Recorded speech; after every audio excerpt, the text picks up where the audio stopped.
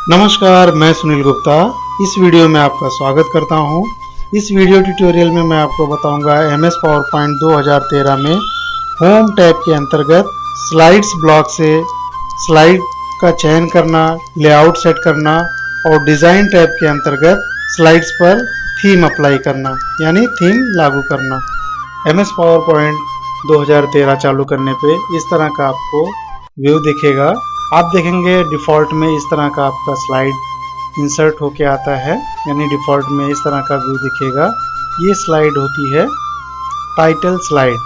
आप यहाँ देखेंगे जिस तरह की आपको स्लाइड चाहिए, यानी कि आप अपने कंटेंट के अकॉर्डिंग स्लाइड सेट कर सकते हैं।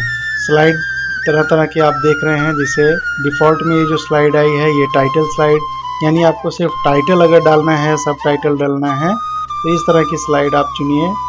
टाइटल एंड कंटेंट, यानी टाइटल भी डालना है और कुछ कंटेंट भी डालना है। कंटेंट यानी आपको चित्र हो गया, ग्राफ हो गया, ऑडियो वीडियो हो गया, इस तरह का कोई कंटेंट आपको डालना है तो ये स्लाइड आप चुन सकते हैं। फिर सेक्शन हेडर में आपको काम करना है तो इस तरह की स्लाइड का आपको चयन करना होगा। फिर आता है टू कंटेंट यानी आपको दो तरह के कंटेंट आप डाल सकते हैं, दो साइड में डाल सकते हैं और टाइटल भी डाल सकते हैं। फिर आता है कंपैरिजन, अगर आपको किसी चीज़ के साथ आप अपने स्लाइड्स में कुछ प्रोडक्ट का या किसी वस्तु का तुलनात्मक प्रेजेंटेशन बनाना चाहते हैं, किसी वस्तु को किसी दूसरी वस्तु से तुलना करके दिखाना है टाइटल और सब टाइटल के साथ में, तो इस तरह का आप कंपैरिजन स्लाइड चुन सकते हैं। फिर आता है टाइटल ओनली, अगर सिर्फ आपको टाइटल डालना है तो इस तरह का स्लाइड आप चुन सकते हैं। और फिर आता है ब्लैंक स्लाइड का अगर आप चयन करते हैं तो आप अपने अकॉर्डिंग कंटेंट डाल सकते हैं, जैसे टाइटल, सब title, clip arts, image, audio, video, graph, जो भी आपको डालना है आप अपने अकॉर्डिंग सेट कर सकते हैं। फिर कंटेंट विथ कैप्शन, कंटेंट भी डालना है और कैप्शन भी डालना है इस तरह से, तो आप इस तरह की स्लाइड का चयन कर सकते हैं। पिक्चर विथ कैप्शन, पिक्चर के साथ अगर आपको कैप्शन डालना है तो इस तरह के स्लाइड का आप चयन कर सकते हैं। तो सबसे पहले आप देखते हैं ये जो स्लाइड डिफ़ॉल्ट रूप में आई है ये है टाइटल स्लाइड। आपको ना चाह के, मान लीजिए आपको कोई दूसरी स्लाइड चाहिए, कंपैरिजन करना है या टू कंटेंट दिखाना है या टाइटल एंड कंटेंट दोनों चाहिए, तो आप क्या करेंगे, लेआउट में जाएंगे।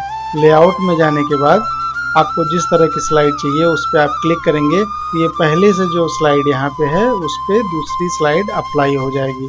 मान लीजिए टू कंटेंट हमें चाहिए तो टू कंटेंट पे अगर मैं क्लिक करता हूँ तो आप देखेंगे उसी स्लाइड पे ये नई स्लाइड अप्लाई हो गई।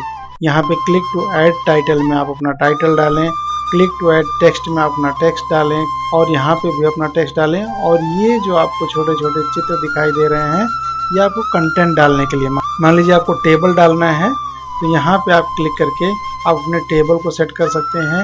जितने रो जितने कॉलम चाहिए यहाँ पे सेट करके आपको ओके करना है और फिर आपके उतने रो और उतने कॉलम के टेबल बन जाएंगे। आपको चार्ट बनाना है तो यहाँ पे क्लिक करना है। इस तरह से ये सारे कंटेंट के लिए डिफरेंट इमेजेस हैं, जिस पे आप क्लिक करेंगे उसके अकॉर्डिंग कंटेंट आपको डालना है। उसी तरह से ये साइड में भी है। तो इसी तरह का अगर दूसरा स्लाइड फिर चाहिए आपको तो यहाँ पे न्यू स्लाइड पे जैसे ही आप क्लिक करेंगे तो न्यू स्लाइड पे क्लिक करने से क्या होता है, पहले की स्लाइड जैसी दूसरी स्लाइड इंसर्ट हो जाती है। आप देखेंगे उसी की तरह, पहले वाली की तरह दूसरी वाली स्लाइड भी इंसर्ट हो गई है। अगर दूसरी वाली स्लाइड दूसरे तरीके की चाहिए, मान लीजिए आपको टाइटल सब टाइटल ही डालना है, तो आप लेआउट में जाएं और अपने अकॉर्डिंग स्लाइड पे क्लिक करें। मान लीजिए आपको दूसरी वाली स्लाइड ब्लैंक चाहिए तो ब्लैंक स्लाइड पे आप जाके क्लिक करें तो दूसरी वाली पे ब्लैंक अप्लाई हो जाएगा। फिर तीसरी स्लाइड आपको दूसरे तरीके की चाहिए, मान लीजिए उसमें टाइटल के लिए चाहिए तो टाइटल पे आप क्लिक कर दें। तीसरी स्लाइड आपकी टाइटल के रूप में इंसर्ट हो जाएगी। टाइटल के रूप में होने के बाद में आप अपना टाइटल डालें। मैं यहाँ पे आपको टाइटल डाल के दिखाता हूँ। टाइटल डालने के लिए अगर आपको हिंदी में टाइटल डालना है तो आप अपना पहले हिंदी का फॉन्ट सेट कर लें और फॉन्ट का साइज सेट कर लें। मैं यहाँ पे फॉन्ट डाल देता हूँ, हिंदी का फॉन्ट मैंने ले लिया, फॉन्ट साइज सेट कर देता हूँ। फॉन्ट साइज मैंने सेट कर दिया। अब मैं यहाँ पे लिखता हूँ हिंदी में मेरा भारत महान। ये मेरा टाइटल हो गया। अब इस टाइटल को छोटा बड़ा करना है तो इसको सेलेक्ट करके हम फॉन्ट साइज, अगर आप देखेंगे एरो जिस फॉन्ट साइज पे मैं लेके जा रहा हूँ बैकग्राउंड में फॉन्ट का साइज बढ़ता जा रहा है, तो आप अपने हिसाब से फॉन्ट का साइज सेट करके आप जो फॉन्ट साइज चाहते हैं उस पर आप क्लिक कर दें। इस समय मान लीजिए मैं 80 ले रहा हूँ तो 80 पे मुझे क्लिक करना होगा तो फॉन्ट साइज मुझे ये मिल गया।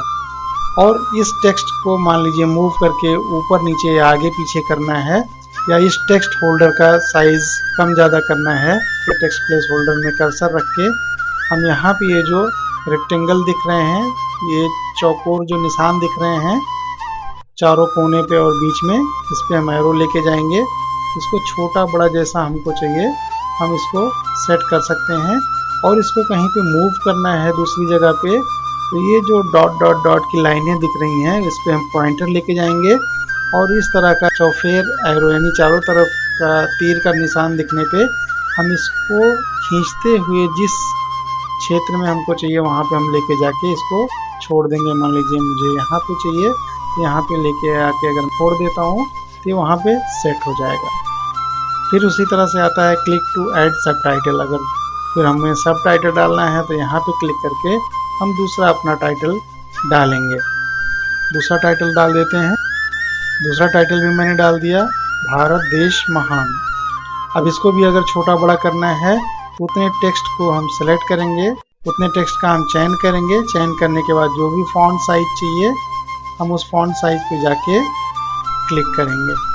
फॉन्ट अगर कोई दूसरा चाहिए तो फॉन्ट ब्लॉक में जाके जो भी फॉन्ट चाहिए हम उसका नाम टाइप करेंगे और वो फॉन्ट उस पर अप्लाई कर देंगे।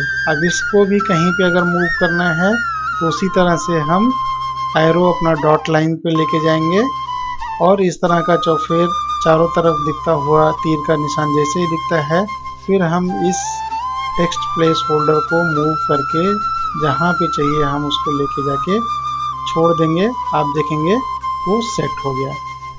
अब हम इस पे अप्लाई करेंगे थीम अप्लाई करने के लिए हमको डिज़ाइन टैब में जाना पड़ेगा।